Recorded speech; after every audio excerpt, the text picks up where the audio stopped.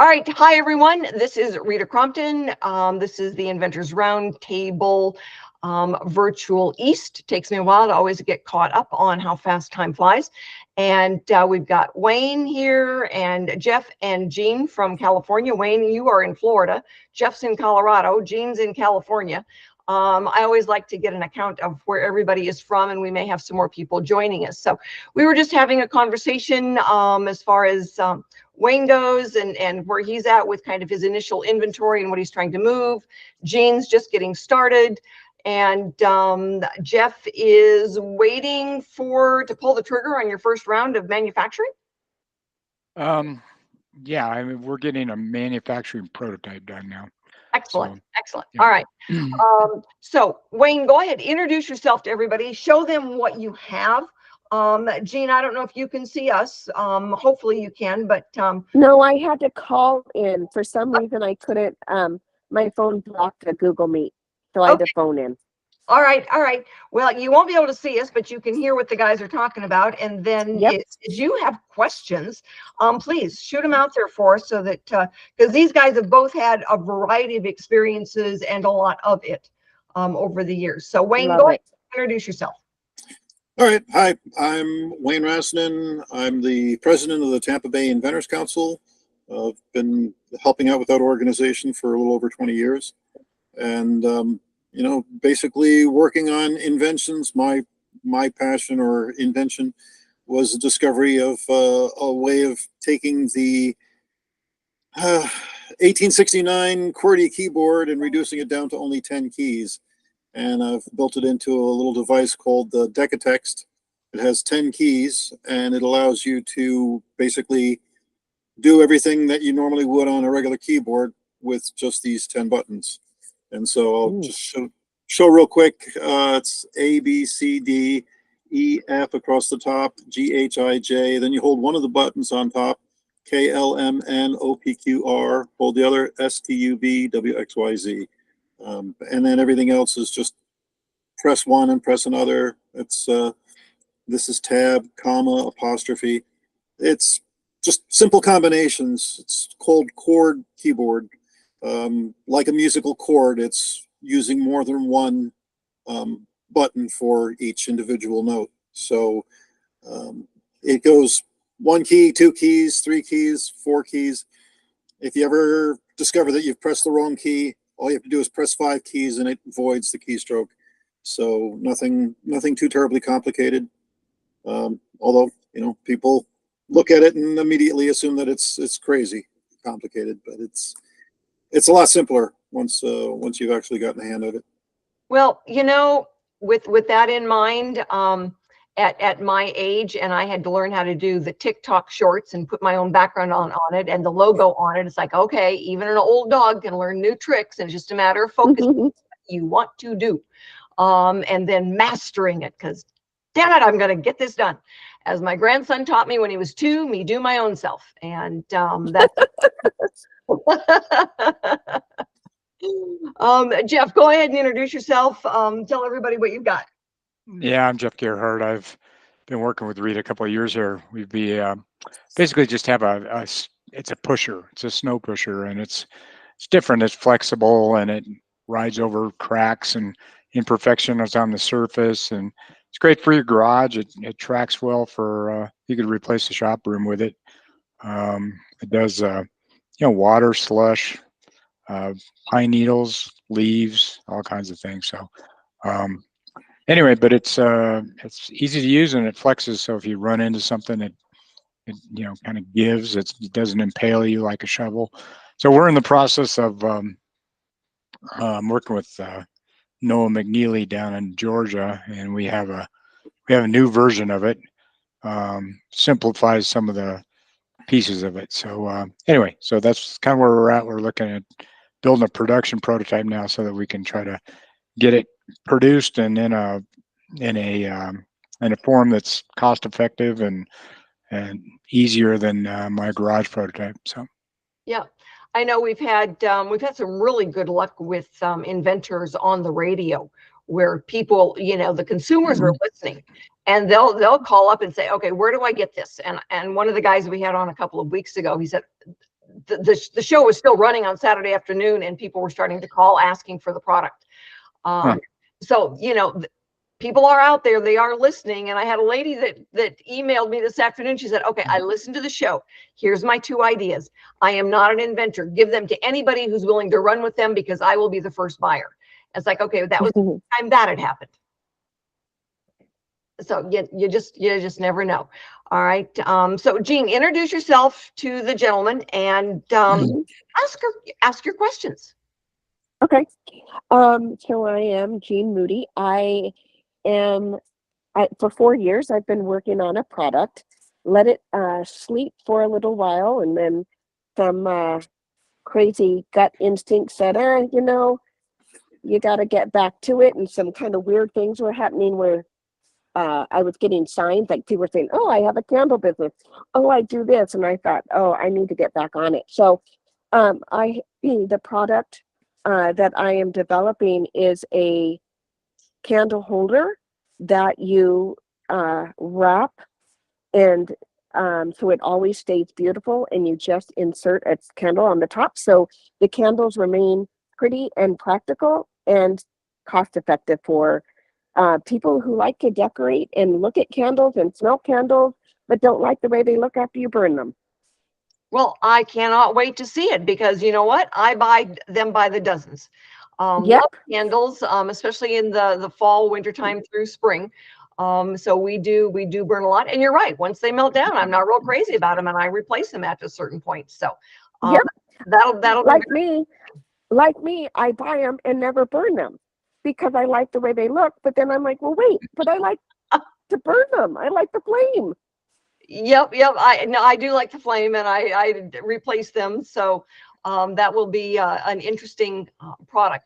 So we've got today, when we did radio, we had Stephanie on, who is the VP of marketing for ASD Market Week, and we were talking about going to the show in March, and the value of the trade shows.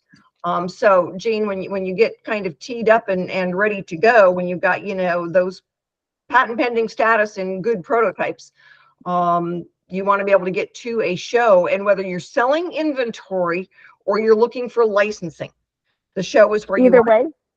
Okay. We go to ASD Market Week. That's where you can go for all consumer products. Everything. Their tagline is diapers to diamonds. It's I like that, but it's three floors at the Las Vegas Convention Center, so it's huge. But we had inventors. Do you have to get a booth? Yes, we get a booth, and we take the inventors with us. Now, Jeff, got it. Okay. Jeff has gone with us before. It was to a different show. But this one, we take 35 inventors. We had 800 square feet right next to the concession area. And we had inventors that were going with the idea that they wanted to license. We had inventors going who had inventory to sell. We had inventors who wanted both. And they did better at this show than any show I've ever been to. It was absolutely amazing, because the show, which is unique to this show, it's considered a professional show, but it's open to individual consumers. So people can come in and buy inventory. People can place orders at the show for all variety of different stores. But the licensees were there. And so that's where we learned about the R&D tax credit, Jeff. That was amazing. And I'm actually got a conference call tomorrow with someone about that R&D tax credit. I'm looking for someone that's going to not just talk to everybody, but someone who's also can, talk to the individuals. And that's what the hole I'm trying to fill right now. Yeah. So with regard to that, I never did get a link to that recording that you had for. I will go back and I'll find the link.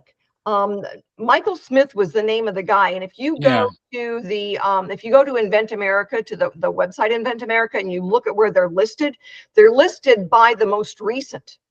And I looked there and I didn't see it. So he was there. I know he was there, but I will find the link. Okay. Then what I'm looking for, I've got a call tomorrow with someone that actually then will provide the services. And so that's great. To do is to fill that in. So Jean, as you're going through this development stage of your product, anything you do, like from having a comprehensive patent search done, which is something that you should do before you have a patent file. That's done. All Yep, right. got that done. And that is considered research. All right. So that R&D tax credit would be available to any inventor who goes through a search, product development, all of your costs for, getting your prototypes done, everything up until you go to manufacturing. Mm-hmm. All right. And they will go Good. back 3 years for that. Okay. What is this for? It's suddenly become something more relevant. Wait a minute there. That's what we found out when we were at ASD Market Week last year. This woman came up and started talking about it. I thought it was a scam. I had no idea that that was actually something that inventors could do. And then I went to the IRS website, and it has been around for decades. And independent inventors, you can go back up to 3 years and get a tax credit for that development stage. And depending on how long you've been working on this new version, but anything from the beginning of the research, so the patent search, it doesn't cover the cost of writing the patent, but it covers the search, any of the prototyping, anything you have to buy for the prototyping, any of that early step. They will go back up to 3 years as far as the tax credit goes. Well, people are always in research and development, so I mean that could be applicable for a lot of people. There you go. But we've been very excited about finding that and being able to provide. And what I want is someone that not only can service our independent inventors, but somebody like for you, Wayne, that can say, okay, we want this person as a speaker at our meeting. Yeah. Oh, absolutely. Because you know what, when I was doing this, I would ask all the inventors. Nobody had ever heard of it. I asked the presidents of the different inventor groups. Nobody had ever heard of it. They were asking their CPAs. They had never heard of it. And I was asking the attorneys. They had never heard of it. And it's been out there for decades, but the independent inventor wasn't using it. Got to get to the USPTO. They've got to have somebody that can talk about that, right? They don't. They don't. They're not paying attention. Yeah, I chased down that Michael Smith name, and I found his law group, I think, that talked about it. And I think comments were that it was like 6 to 8% on what you've invested. You could get a credit to that extent, I think is what it is. But I may be wrong. I just, kind of breezed through it. So it depends on what it is. For some of the stuff, it's a dollar for dollar tax credit on developing a new product. Other things have got, parameters on them. But you know what? If you get $100 back, go buy some pizza and beer. If you get a few thousand back, yay. That's a vacation. So, it's certainly something that is worth checking out. Sure, absolutely. Most of our inventors didn't even think about it, because one of the things that, we were getting asked was, it's like, well, I'm not developing a new spaceship. I'm not developing a new electric car or a new type of, windmill. And it's like, no, the guys were all very adamant that it doesn't matter if you're inventing a kitchen gadget or a dog product. Research and development on a new product falls into research and development, and you can ask for the tax credit. So go and ask, everyone. You never know. That'd probably be a tax credit off of your tax debt, more than likely, right? I'm not really sure yet. I'm still in the learning process, Wayne. So I wouldn't want to, tell you what it is. I'm learning just like everybody else is. Yeah. It's different than an expense deduction. Yeah. Where you can take, the use of your car to go do something as a business deduction. The R&D tax credit is not a percentage. It's a dollar for dollar tax credit, depending on where you are in the phases. So certainly worth it. Yeah, it's definitely worth pursuing. So we've got, we're going to have somebody come and talk to our group in October. We're going to do another meeting that focuses on the R&D tax credit, because for anybody that's filed, the late filing is in October. Yeah. So we want to make sure that, we give everybody the information and that they've got it then for the filing that's coming up in April of the next year. Next month, our speaker, we're going to have a speaker. And what I'm going to do is that 1 month our speaker will be, at the Thursday meeting, and another month it'll be at the Monday meeting. But Stephanie is from the ASD Market Week is going to be our speaker. And she's going to talk about, trade shows in general. And then we've got a fulfillment company that is going to be talking in early December. And so we can get, people that have got services that they're providing for our inventors, and especially if they've been sponsors for the radio show, they will be invited to speak. And that way then you can ask them questions. And Packwell, the fulfillment company, they've got an interesting, the woman that we talked to, her grandfather invented the blister pack decades ago. And so now they've got Packwell manufacturing, and all of their packaging is done in the US. All of the materials are sourced in the US. But if you use them for fulfillment, they will warehouse for free. Oh, really? And that's a little bit different than a lot of the others. And we've had people, our inventors, who have used it and said, the one gentleman, I can't remember his name off the top of my head. He's got a gun product, and she took $2 off of his retail price with their packaging as opposed to the packaging that he was using from the manufacturer. And you know how it is with consumer products. You take $2 off of the retail price. That's a big deal. Oh yeah, absolutely. They were doing product fulfillment, or they do the packaging fulfillment, the fulfillment, the warehousing. So they do the packaging if you want them to, but they will do the warehousing, and then they will do the fulfillment. And they will do fulfillment for Amazon, for some of they don't do the TikTok shop, but they do all the others. So if you've got, product coming in, you have it shipped directly to Packwell in California, then they will warehouse it, do the packaging. I know we've got some inventors that they'd ordered the packaging, so their first order will come from China packaged, but they're being shipped then to Packwell for fulfillment. And where in California, do you know? I don't know for sure. Okay. I thought it was San Diego area. It could be. Oh, okay. It seemed like she was talking about it, but yeah. Yeah, it seems to me that's probably right. And because she's planning on being at ASD Market Week in March as well, and to come by and visit with us and introduce herself. What kind of retail do they want? They'll do anything. No, I mean, as far as price goes. Oh, say the product's $100. What that it depends on the numbers and the industry. size, weight? Yeah, yeah. Okay. You could. Her name is Robin Adelman, and I can send you her contact information. Okay. Yeah. So super. And especially where they can do when they're doing. You get orders from Amazon, and some of these other online where you get it overseas, and they just take care of it, and so you don't have to worry about all of the paperwork and the international stuff, and right. You don't have to worry about Amazon. Then they just take care of it. eBay does overseas too. Yes, they do. My husband does a lot on eBay. Yep.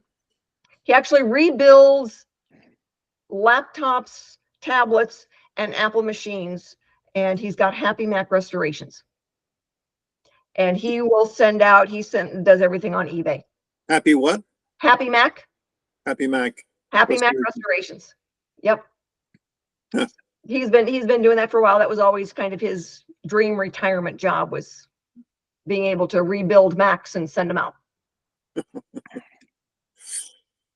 So he gets to do what he wants to do. Anyway, Jane, do you have any more questions for us at this point? No, not that I can think of. I'm just interested to hear all of your conversations and your journeys and the questions you're asking. I haven't even yet thought of. So I'm here really to soak it all in. Well, we do. If you go to the Inventors Roundtable website, we do record these, so you can go back and check on a few of them. You can also pick your topics if you go to the Invent America website and for the different radios, because I get to set the topics and the speakers and ask the questions.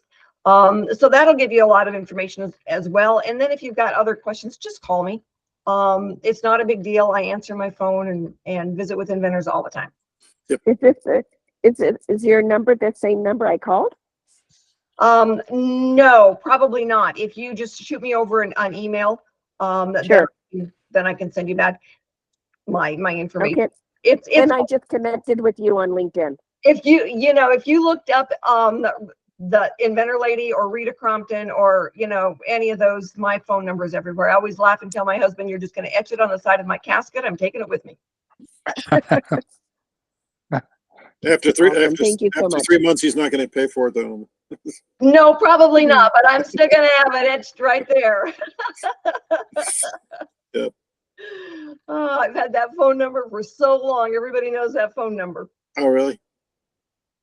Yeah, going on 25 years. Wow. Same phone number. Yeah, I've had a variety of different numbers. The one I've got now is one number off from the water company, so I don't really know. Uh-oh. Don't really know. I want to keep that one. No, probably not. Mine is fairly unique, so I hang on to it. Rita, I'm going to have to drop. I've got a conflict tonight, but That's I'll be- okay, Jeff. I'll be in touch base with you. Yeah. I'll be in touch with you the next couple of days. Wayne, I promise to send you an email tomorrow with some questions and get you out there on the radio. Jean, if you've got any questions at all, just call me. Okay, I guess I'm interested in this, the show that you were talking about in Vegas in March. Sure. Jeff, if you need to go, you go ahead and I will talk to you later. It's, like I said, it's called ASD Market Week. It's a affordable shopping destination. We told them today that we were petitioning to have them change the name to stand for America Stands Determined for all of our inventor products. And she got a big kick out of that. She goes, we like that. But it's really, you know, for any consumer product, whether it is, you know, kitchen gadget, pet product, tool, there was software, there was fashion, and to go, you know, we take 35 inventors to the show, and we share the cost.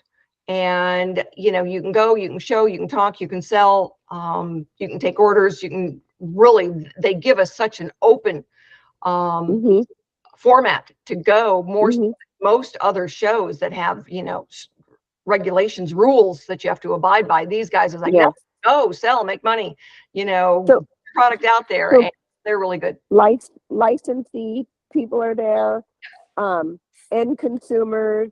Yep. Stores. Yep. Like, it's considered. What is the cost?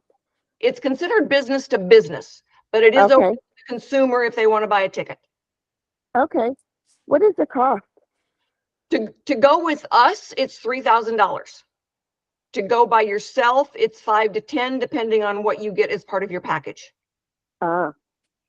Normally the shows run, you know, if you've got, ours includes all of the staff support, the online marketing, you know, everything is included in that. If you add it on as you know, to go by yourself as an independent, you got basically a 10 by 10, but holy cow, they charge you for everything. You know, they charge you for the carpet, they charge you for the trash cans, the tables, the TV monitors. And the trash cans are expensive. I know, right? We've got all of our stuff in a locker in Las Vegas. And if you want electricity?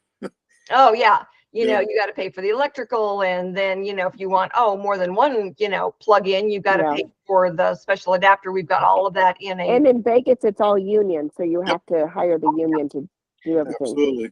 Yep. We're very nice to them. Yeah. And so, my mother used to go and pretend like she was an old fart, and then she would dance across the parking lot. It's like, Mama, you can't do that after you've begged for a handicapped parking lot. But you know, she loved to play it, and they were always very kind to us. So we do, you know, we do use the union. We, you know, there were a few times they escorted us out with the police, and you know, that wasn't a fun. So yeah, we did bow down and accept the rules.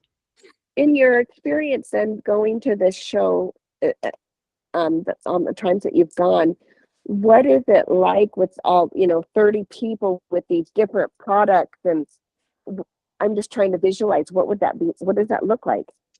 A lot of fun. You know, people come around and they're saying, oh, you know, well, I do this. Oh, come and look at this product. And everybody's got everybody's back, which is rather interesting going by yourself. You know, and we'll have, you know, kid products, baby products, home gadgets, you know, kitchen gadgets, barbecue gadgets, you know, tools. You know, there's always some, you know, software things and tools like that for, you know, that kind of stuff. I mean, it's really, everything is there. And so we've got 800 square feet. Last year we were right by the concession. So we've got a pretty good size booth. Nice. Okay. And So- you mentioned a patent attorney, and how, I had started the provisional patent application. How important is it to get that completed with a patent attorney? Well, okay, so when you look at the idea of going to market, a licensee, the patent, you don't need a patent to go to market. You need a patent Right. to negotiate. All right. So when you want to negotiate a licensing deal, or you want to say you can't do that, it's mine. Well, you put a lot of, you've put a lot of anxiety and confidence and want into that patent.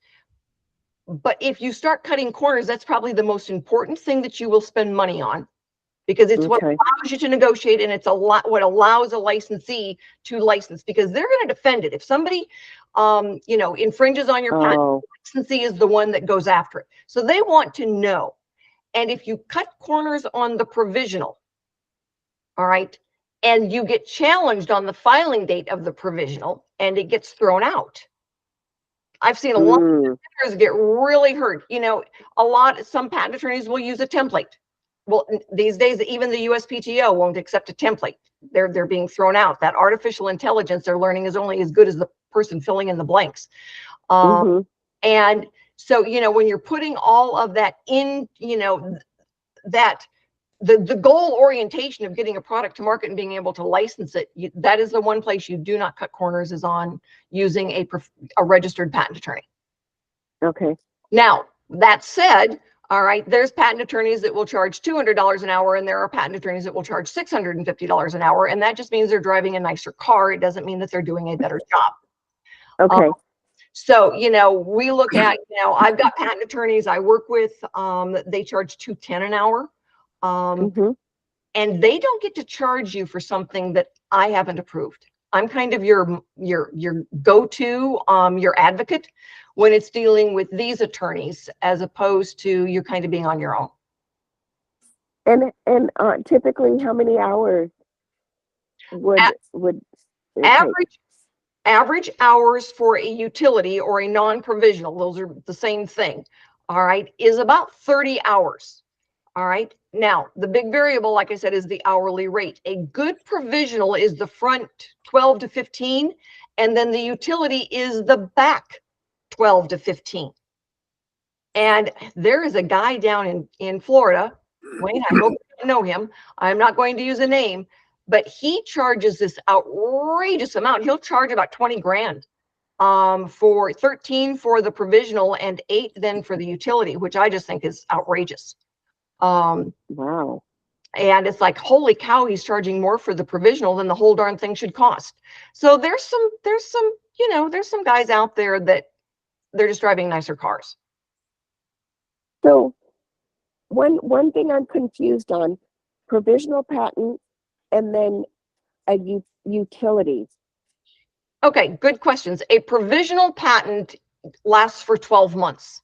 It's an application. It's not actually a patent. Right. It's just an application. It gives you patent pending status.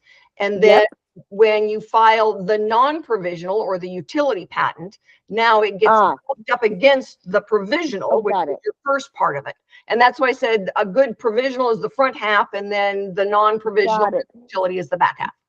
Okay, now I get it. The utility is the real patent. Correct. Yes. Okay. I wish someone would just say it that way. Okay, good. Got it. Now there's also design patents too. Right. And those are how something looks.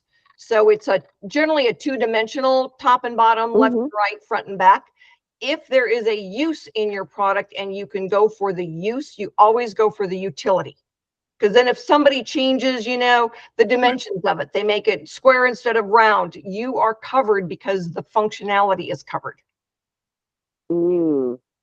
And will a good patent, a registered patent attorney tell me I'm suggesting you do the design patent as well? I want to tell you that is a really good question, and the answer is no. They don't always tell you. There's a guy up in Boston, and I would like to hit his registered patent attorney with a stick. It was easier to do the design patent, and he literally royally messed this guy up. Because he's got a product that should have had a utility on it. He's got a very good product. The design patent has only got 7 years left on it. And this guy was, you know, a little bit too greedy. And when he was offered $100,000 for his intellectual property and his business at that point, he got greedy and said, no, I think I can do better. He hasn't. Now he's desperate. He's spent $85,000 on this and has nothing to show for it. Oh. Yeah. And there's nothing we can do because he's got a design patent instead of a utility patent. And there is a function to this thing. And, you know, I've got another lady that's got a different kind of litter scoop for a cat box, and her attorney got her a utility patent on it. So, no, they don't always tell you what they're supposed to tell you. And so when you talk to us and ask the questions, you know better questions to ask and what to say to your attorney. You're the client. You're the one paying their bill. They need to be able to at least justify why they're saying one thing, and the fact that it's easier because they don't want to do it is not a good answer.